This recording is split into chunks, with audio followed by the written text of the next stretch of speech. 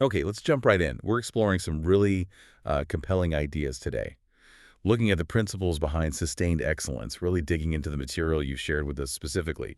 Insights from this book, Good to Great by Jim Collins. That's right. And our aim here is, to take all this great material and sort of pull out the most valuable ideas, give you a focused look at what makes some companies or teams or even, individuals achieve that lasting greatness while others, well, they just stay good. A shortcut to understanding, really. Kind of, yeah. A Yeah. way to get well informed on what drives that breakthrough success that actually sticks around. And the book asks such a powerful question, doesn't it? What is it that lets some make that jump from just good performance to truly great? And crucially, how do they keep it going? Exactly. And what's fascinating is that it's not just guesswork. It's based on some pretty rigorous research looking at companies that made that leap and then stayed great for, what was it, 15 years or more? Yeah, a long time. Not just a flash in the pan. Not at all. And the message that comes through again and again feels almost countercultural today? How so? Well, it suggests greatness isn't mainly luck or circumstance or even having the most charismatic leader. The book really argues it's a choice. It's about discipline applied consistently. Hmm. Consistency, depth, humility. Not always the things that grab headlines. Right. It's a different kind of leadership, a different focus than maybe what we're used to seeing celebrated. Much less about flash and speed, more about, yeah, consistency and depth. And that's why it feels like it applies so broadly, doesn't it? Even though the research was on companies, these ideas seem relevant for, well, almost anything. Personal growth, leading a team, building something meaningful. Absolutely. If you start thinking about how to apply these insights, they could genuinely reshape how you approach your own goals, whatever they are. It provides a framework for being intentional about sustained success. Definitely food for thought. And this exploration of the book's insights using the material you provided is brought to you by Michael Afunga. Okay, so where does the book actually start building this framework? Well, it kicks off with maybe the most striking idea, right? The title's premise, really. Ah, yes. Good is the enemy of great. That's a bold claim, isn't it? Because we're often conditioned to aim for good. Good feels like success. Companies get rewarded for being good. So why frame it as the enemy? It's a really critical distinction the book makes. The research found the biggest thing holding companies back from greatness wasn't being bad. If you're bad, you know you need to change. Right, the pressure's on. Exactly. But if you're good, Mm. performance is okay, customers are reasonably happy, things are comfortable, there's no burning platform. And that comfort, that good enough mentality is what kills the drive to push for something more. It's complacency disguised as competence, really. That makes a lot of sense. So the book is saying you almost need to cultivate a dissatisfaction with just being good. Precisely. A sort of restlessness. And the key lessons that flow from this idea really set the stage. The first one hits this directly. Comfort can be a trap. The moment you settle for good, you stop pushing. That hunger for real excellence just fades because things are acceptable. The book implies you need an intentional discomfort with mediocrity, a real internal drive. Think about areas in your own life where you feel like you've plateaued. Mm. Is it because you hit a wall or because good felt sufficient? Mm. That hits home. And it connects to the next lesson, something the book is really clear about. Greatness is a long game. This isn't about overnight success. Not even close. The companies studied, their transformations took years, often decades. Sustained greatness comes from that consistent, disciplined action day in, day out, over long periods, through ups and downs. No magic bullet. None. No single brilliant idea, no lucky break that makes you great and keeps you there. It demands patience, real patience. You might be doing all the right things for ages before you see big results. That long view is just non-negotiable, according to the findings. That steady, often unglamorous grind, Mm. which points to where the motivation comes from, doesn't it? Mm. The third lesson. The world doesn't demand greatness. You must. Yeah, this one's powerful. It's about intrinsic motivation. The research showed the drive wasn't primarily external pressure, like beating competitors. I mean, that was there, sure. But the real engine was an internal standard, a compulsion within the leaders, within the culture, to be truly exceptional at what they did. So society might reward good, but great has to come from inside. That's the idea. You have to set a standard for yourself, for your team, that goes beyond what's merely expected or required. It's like an internal calling to excellence. Not just meeting expectations, but shattering them for your own reasons. Mm-hmm. And that kind of internal standard needs focus, right? Leading to lesson 4. Clear vision must replace wishful thinking. Absolutely. Hope isn't a strategy, right? Greatness doesn't happen by just, hoping things get better.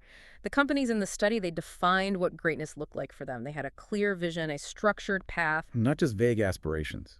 No, they articulated their purpose, their values, and built a real pathway.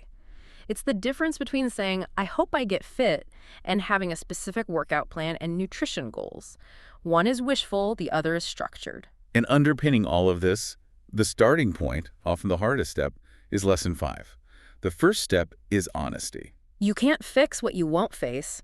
Admitting that good isn't cutting it requires, real humility, self-awareness, looking honestly at where you are, your performance, your weaknesses, without making excuses. Without blaming the circumstances. Exactly. The book stresses that this initial, sometimes painful self-assessment saying, okay, we can and must do better, that's the first real transformative step. It's tough because it challenges our ego, our comfort zone. So for you listening, maybe take a second to apply this. The book prompts some reflection here. Where in your life, maybe professionally, maybe personally, might you have settled for good enough? Where's that comfortable plateau? And think about a big, long-term goal you have. One that needs that sustained effort where results aren't immediate. What would it take to truly recommit, knowing greatness there is a long game, really embracing that patience? And lastly, imagine this. Mm. What if, starting tomorrow, your internal benchmark wasn't just good, wasn't just meeting expectations, but was genuinely great? How would that shift in mindset change your daily habits, your choices, your actions? A powerful thought experiment. Okay, so if challenging good is the foundation, the book then dives into the kind of leadership needed for that journey. And this is where we get the concept of level 5 leadership. Yeah, this part was really interesting to me because often you think of transformational leaders as these larger-than-life figures, right? Big egos, very public. That's the common image, yeah. But the research found something quite different in the leaders who actually guided companies from good to sustained great. What was it? It was this paradoxical blend. On one hand, an incredible personal humility. They weren't about personal fame or glory or getting rich. But on the other hand, an intense, almost ferocious professional will. Humility and will. Seems contradictory. It does, doesn't it? But they were fiercely determined to get the absolute best results for the organization, for its mission. They serve something bigger than themselves. Okay, so the lessons here unpack that blend. The first one focuses on that humility piece. Humility is a strength, not a weakness. And this wasn't just about being nice, It was a specific set of behaviors. Level 5 leaders consistently pushed credit away from themselves when things went well, pointing to the team, colleagues, even luck. Giving credit away. Yeah. But when things went wrong, they looked in the mirror, they took responsibility first. And the case study showed this genuine humility built incredible loyalty and trust. People felt respected, knowing the leader wasn't driven by ego. It creates a very different kind of environment. But that humility didn't mean they were soft, which is lesson 2. Fierce resolve drives results. They weren't pushovers. Absolutely not. Despite being personally humble, often quiet, they were utterly relentless in pursuing the organization's goals. Intense focus on results.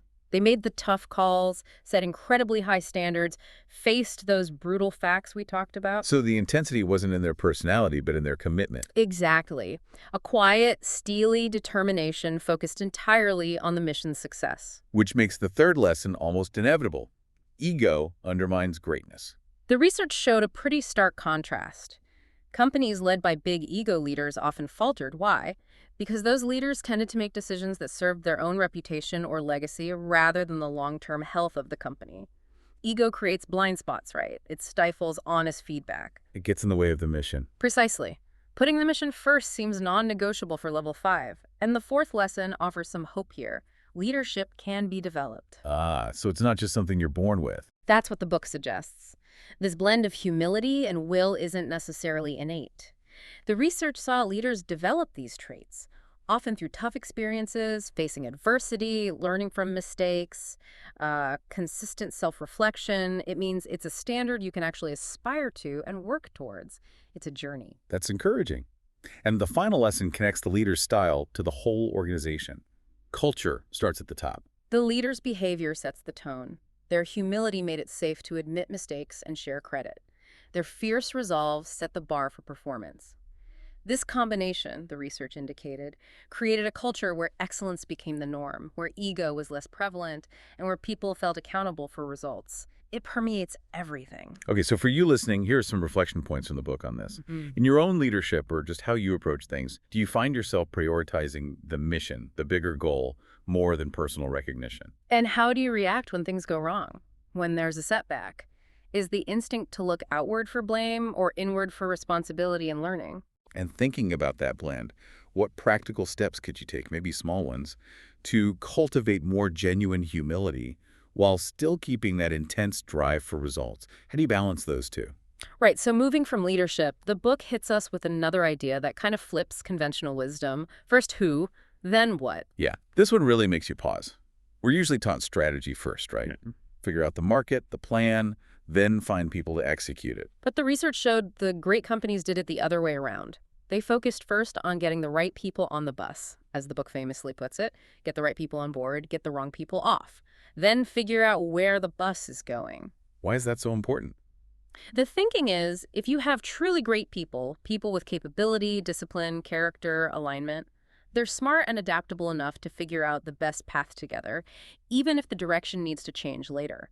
Starting with great people is more powerful than starting with a great plan, but mediocre people. It puts talent and relationships front and center. Okay, so the lessons here give some practical advice on the who. First one, hire for character, not just skill. This is tough in practice, isn't it? Skills are easy to see on a CV, easy to test. But the great companies, the research found, prioritize character integrity, drive, work ethics, cultural fit, often over specific skills. Why? Can't you just train skills? That's the reasoning. Skills can usually be taught. Fundamental character, much harder to change. Building a team on strong character creates a foundation of trust and resilience that skills alone can't provide. It means you need to get really good at assessing those deeper qualities during hiring. And once you have those people, lesson two, Right. people thrive in the right roles. It's not enough just to have talented people around. They need to be in the right seats on that bus. Roles where their specific strengths and passions can shine. Putting someone brilliant in the wrong job leads to frustration and underperformance for everyone. Getting the seating right is just as crucial as getting the people on board. Makes sense. But then there's the difficult flip side, lesson three, the wrong people hurt momentum. This is the tough reality. Holding on to people who aren't a good fit, whether it's character, performance, or just alignment, acts like an anchor. It slows everything down, damages morale, sucks up energy. The book is pretty clear. For the health of the whole team, you need to make those difficult calls swiftly and respectfully. Hesitating on the wrong who is costly. Takes courage, but necessary for progress, it seems. And lesson four shows the bigger impact of getting the who right. People build the culture. Yeah, the research suggested a great culture isn't primarily built by rules or posters on the wall. It emerges organically when you have the right people. If you fill the bus with disciplined, value-aligned, driven individuals, the culture of excellence tends to build itself through their interactions. The people are the culture. And the final lesson underlines the discipline needed in hiring. When in doubt, don't hire. Oh, that's a hard one when you're feeling pressure to fill a role. It is. But the book warns against rushing. Making a hire when you have real doubts almost always causes more problems down the road than just waiting. The great companies were patient and rigorous. They waited for the truly right person rather than settling. The cost of getting the who wrong is just too high. So maybe pause and think about this for yourself. Look at the people you work closely with, collaborate with, maybe even your inner circle. Are they the kind of people who push you towards excellence, who operate with integrity? And are there any roles or relationships in your current setup that maybe need a fresh look? Are the right people in the right seats, truly? And finally, how might your own approach to teaming up, hiring, or collaborating change if you really committed to putting who before what as the first principle? Okay, next up, the book tackles something deeply human, our tendency to shy away from difficult news. It stresses the need to confront the brutal facts, yet never lose faith. Yeah, we're wired to avoid discomfort, aren't we? We like good news. We rationalize away the bad. But the research showed consistently that the companies making the leap were unflinching in facing reality no matter how harsh. But how do you do that without just giving up? Hmm. If the facts are truly brutal? That's the critical paradox. That's the yet never lose faith part. The book found these companies had this incredible duality. The discipline to stare reality right in the face, accept the worst facts about their situation, and at the same time, hold an absolute, unwavering belief that they would ultimately prevail. Wow, that's a tough balance. It is. It requires an environment where truth, even bad news, is actually welcomed, seen as vital information, not something to be hidden or punished. So the lessons unpack how this works. First, simply, face reality without excuses. It means cultivating a culture or even just a personal mindset where objective truth is king. No sugarcoating, no blaming others, no pretending things are fine when they're not.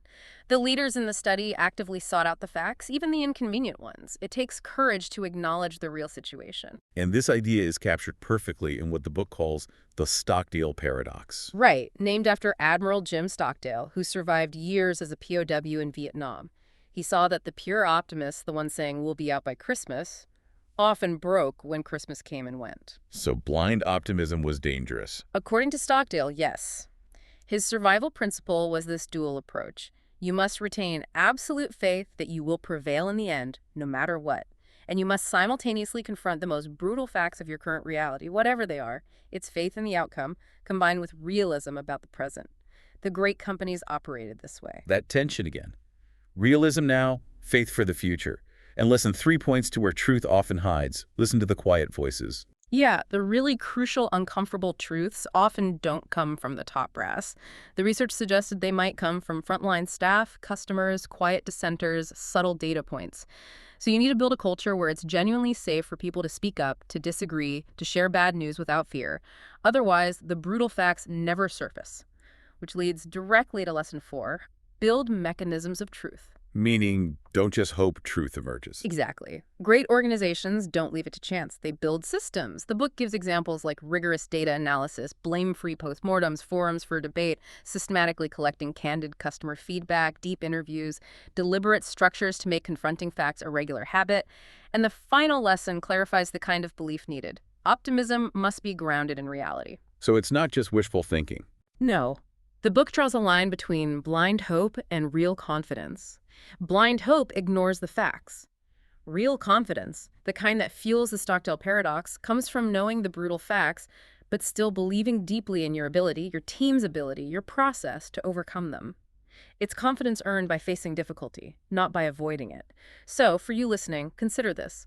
What truths, maybe uncomfortable ones, might you be avoiding right now in your work or life? What are you perhaps choosing not to see? And how do you typically react to tough feedback or harsh realities? Defensiveness? Blame? Or can you lean into the discomfort and learn? And what concrete mechanisms of truth could you put in place? Maybe a weekly review, actively seeking critical feedback, looking at the hard data. How can you make truth-seeking a regular practice? Okay, moving from facing reality to finding focus. The book introduces a really elegant concept for clarity, the hedgehog concept, simplicity within the 3 circles. Ah, yes, the hedgehog and the fox. The fox knows many things, tries complex strategies, often gets caught. The hedgehog knows one big thing, curl into a ball, and always survives. The book says great companies were like hedgehogs. They found their one big thing. Their core focus. Exactly. But it's not just any random thing. The book argues this hedgehog concept is found at the intersection of understanding 3 crucial circles. The first circle is what you're deeply passionate about. The intrinsic motivation piece again. Absolutely. Greatness needs fuel for the long haul. That comes from genuine passion for the work itself, what truly excites you, what fulfills you. Okay, circle 1, passion. What's circle 2? Circle 2 is what you can be best in the world at. And this requires brutal honesty again, not what you wish you were best at or even what you're just good at now, but what realistically, based on your unique talents and resources, could you truly be the best at? Finding that unique edge. Yeah, focusing on that one area of potential world-class excellence, rather than spreading yourself thin trying to be good at everything. And the third circle. What drives your economic engine? This is about sustainability. For a business, it might be a key metric like profit per customer.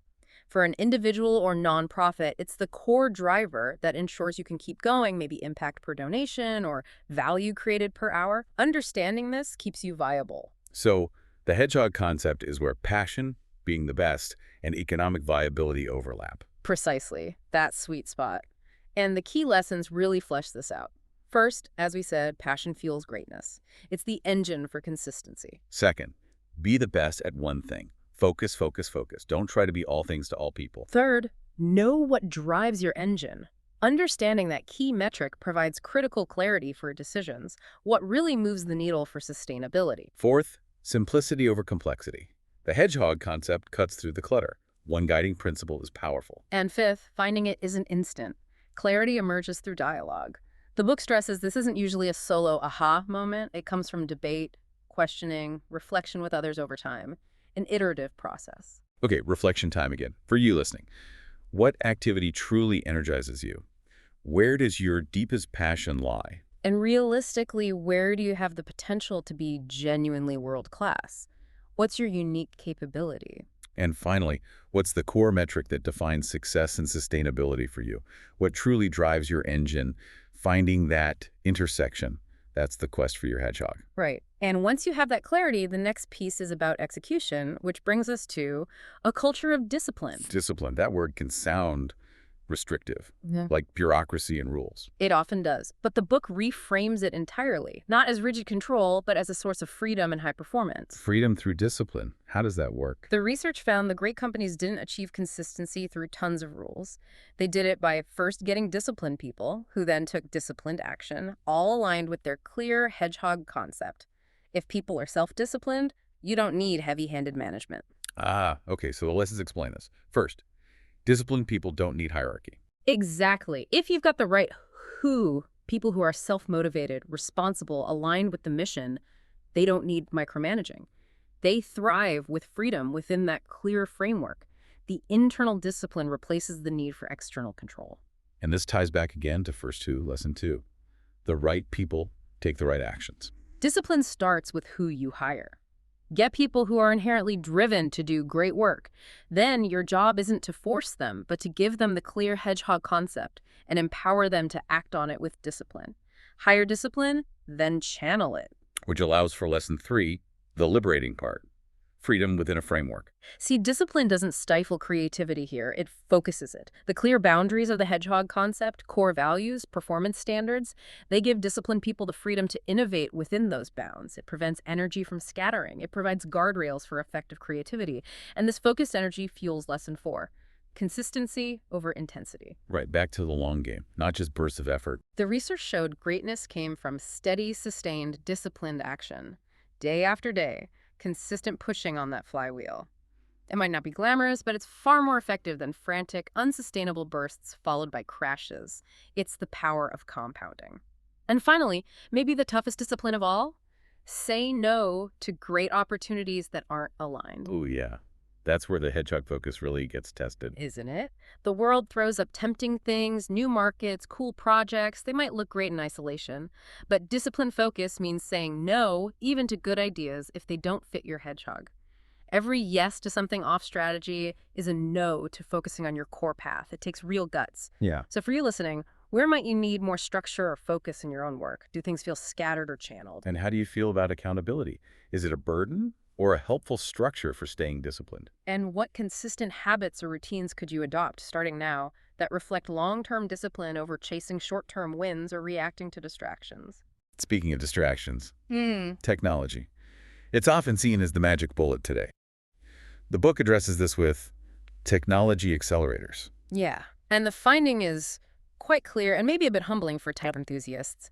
Technology was not the primary cause of transformation in these companies. It was an accelerator. An accelerator. Meaning, if you already had the disciplined people, the clear hedgehog focus, the culture of facing facts, and you were already pushing the flywheel, then technology could help you go faster. Significantly faster sometimes. But it couldn't create the momentum on its own. No, technology applied to a poorly run, unfocused operation just helps you run into the wall faster. It amplifies what's already there. It's a tool to accelerate movement in the direction you're already heading. That's a crucial distinction. So the lessons here guide technology use. First, technology alone won't make you great. Just buying the latest software or gadget won't transform you if the fundamentals aren't right. It needs to serve the strategy, the people, the discipline. Otherwise, it's often wasted money and effort. Second, be a pioneer, not a follower, when it matters. The great companies weren't always first with every new tech. They were selective. They pioneered technology when it directly served their hedgehog concept, when it gave them a strategic advantage in their core area. They ignored the hype if it wasn't relevant to them. Strategic adoption, not trend chasing. Exactly. Which leads to lesson 3.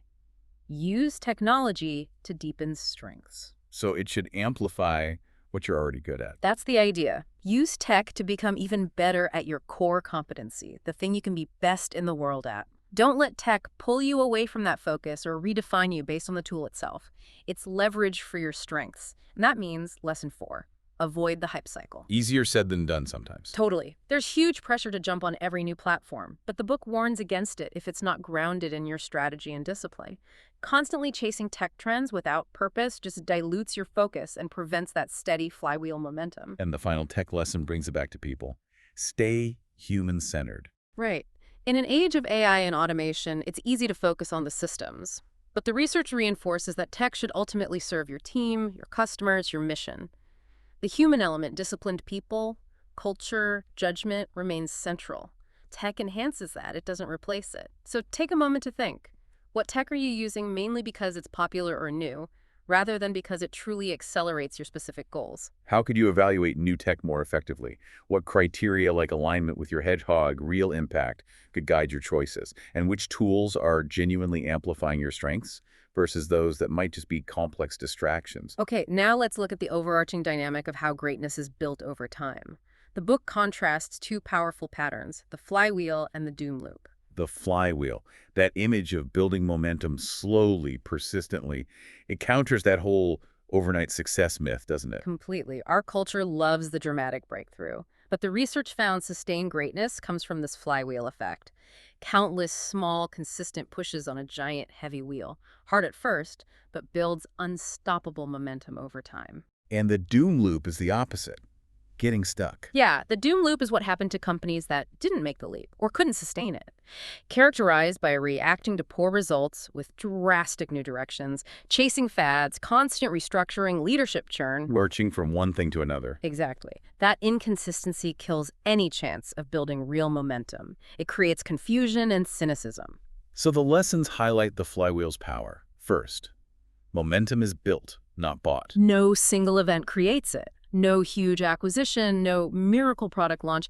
It's the cumulative effect of all those consistent, disciplined actions aligned with the hedgehog concept. Push after push after push. You earn momentum through relentless effort. Which means, lesson 2, every push counts. This is vital for staying motivated. Even when results aren't obvious, every single aligned action adds energy to the flywheel. It might feel slow, even invisible initially, but the research says those small, consistent efforts are compounding, building potential energy that eventually leads to breakthrough. Third lesson, avoid the doom loop of reaction. Resist the urge to panic and change course constantly. Yes, it takes patience and conviction, especially when things are tough. Jumping from strategy to strategy, reacting impulsively to short-term pressures or setbacks, that's the doom loop. It prevents the flywheel from ever gaining speed. Stick to the discipline path. Fourth, results build confidence. So confidence comes after the pushing starts. That's what the research suggests. As you keep pushing and the flywheel starts turning faster, visible results emerge. And those results build confidence, belief, and enthusiasm. But the confidence is an outcome of the disciplined action, not a prerequisite for starting. You act your way into feeling confident.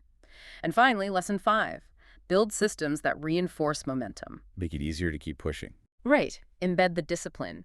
Build processes, habits, cultural norms that support consistent, focused action.